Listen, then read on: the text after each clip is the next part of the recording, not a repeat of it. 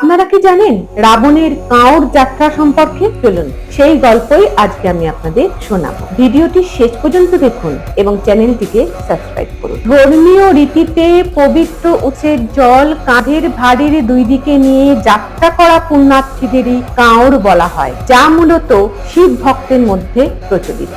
এই কাঁওর যাত্রা হিন্দু ধর্মগ্রন্থ পুরাণে উল্লেখিত সমুদ্র মন্থনের সঙ্গে জড়িত।